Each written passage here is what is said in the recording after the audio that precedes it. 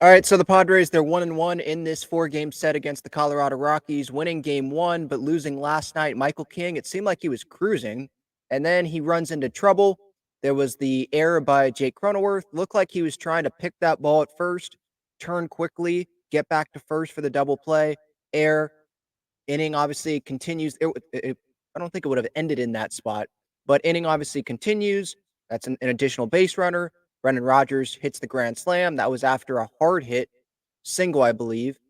King, he was giving up some hard contact. It wasn't like it was a bunch of him getting unlucky. Now, there was that double down the line. I'm not so sure if that was fair or not, but hey, that's what the umpire called. So maybe there was that. But hard contact, Cronenworth error, pitch in to Brendan Rodgers, grand slam. And then the Padres offense didn't do enough there at the end. But you put up now 4 runs at Coors Field. That's probably not enough in most games, even when you're playing the Colorado Rockies. And that showed in last night's game. Rockies had 13 hits, Padres had 12. Um, but like, I still was encouraged by, even though they probably should have gotten more there right out of the gate, right? Campusano grounds into the double play after getting some runs up on the board, a couple runs in the first inning. I liked those first 3 innings of offense there for the Padres. Jackson Merrill coming through, Campusano coming through. I believe it was a double to right past the right fielder. Like, I like those at bats that they were having, and obviously the results going the opposite way. But it's about the consistency, continuing to do that throughout the game, because the Rockies were able to put up zeros in innings 4, 5, 6, 7, 8, and 9. And the Padres end up losing. Rockies tacked on a couple runs after the Brendan Rodgers grand slam. But it was a little bit of a sloppy game for the Padres. And you look at the box score and you see the top 3 batters last night. Bogarts, Tatis, Cronenworth, they combined for 6 hits. But then Profar has an offer, even though there was a sac fly in there, I believe. Um, and there's hits all around, all across, the lineup when you look at the box score. But obviously, not enough impactful hits at Coors Field. Maybe if they would have scored 4 runs at Petco, they win this game. And Michael King, if he's Michael King would just say if he was better execution wise, pitch execution wise, then they would have won this game regardless of where they were playing.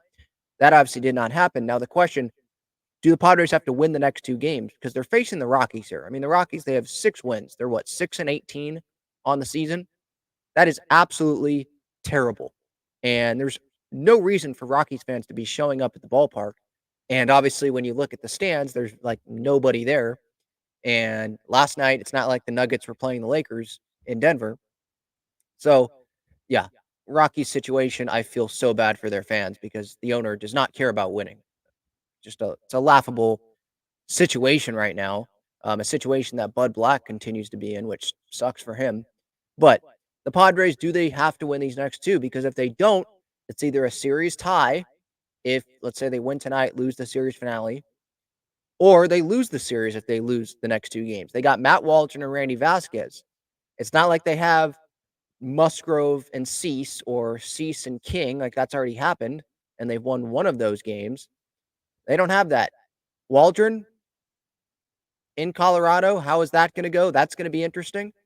There's Dylan Cease. He was talking about how during his start or in the bullpen, I think he realized fastball, I'm going to have to look at a different spot to the catcher to get it where I want to go. And the breaking ball, I'm going to have to do that as well. Maybe Waldron's going to have to figure that out in the bullpen, or maybe on a side session in Denver or flat ground. It's different from the mound, but flat ground, maybe he was throwing and realized some things. So I'm going to be interested in seeing how Waldron's going to do. And then Vasquez, I don't really know what to expect there. I thought he pitched pretty well first time out. Um, his last start, I should say. But yeah, I mean, answering that question, they don't have to win the next 2 games, right? It's April 24th. They don't have to, but we might be looking in September and looking back on this series and like, well, actually, they did have to win those games against the Rockies. Remember last year, losing games to the Kansas City Royals and the Pittsburgh Pirates and the Milwaukee Brewers, teams that they should not be losing games to, they were losing games to. And I believe they had leads in those games, and they just found ways to lose those games. And the Padres, they missed the postseason by 2 games. I know September they were playing bad opponents and they went on that run. It's like they didn't really miss the playoffs by 2 games because that team was not just missing the playoffs caliber. Like they were worse than that for those that were watching throughout the entire season. But still, technically, when you actually look at the numbers, they missed it by 2 games. So beating opponents that you should have beaten, maybe they would have gotten to the postseason then.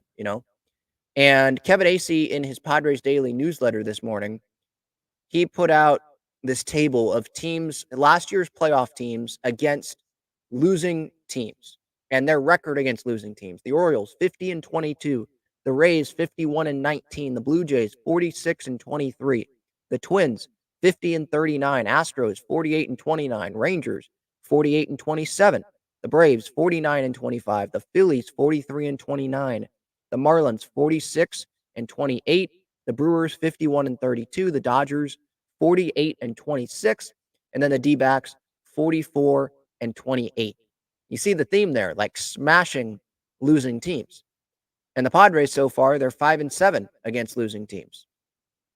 And obviously they weren't good enough against losing teams last season. So they lost 2 out of 3 to the Royals. Kevin writes here, 5 of 6. That's right. 5 of 6 to the Pirates last year. Split 6 games against the Cardinals, who obviously missed the playoffs. Terrible year for them last year. And then the Nationals, who were, rebuilding mode, right?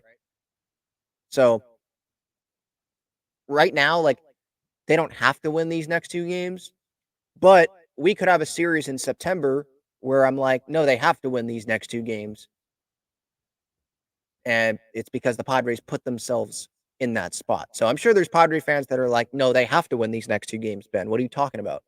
And I will be and don't get me wrong, I will be disappointed if they don't win these next 2 games. If they split this series, it's not the worst thing in the world because they didn't lose the series, but it's disappointing. I think if you split or lose, it's pretty embarrassing when you're facing the Colorado Rockies. I know Mike Schultz probably not going to say that because he's going to say we respect every opponent. Those guys are big leaguers too. And I understand that. They are big leaguers and they're talented at baseball. But when you look at the records, 6-18, and you look like nobody's showing up to their games, there's a reason why. They're not a great baseball team. And if the Padres want to put themselves in the best position to make the postseason, they've got to be winning these games against teams that are not going to be anywhere close to making the postseason. Winning games against teams that the teams they're competing against for a postseason spot are going to be most likely winning. So take advantage of that. Don't make the errors. There's been so many times this year. I know it's still, April, but a lot of times, majority of the time when the Padres make an error, a run comes around to score. And so got to cut down on that and let's get it together more consistently with the offense, not just right out of the gate, but continuing throughout the game here.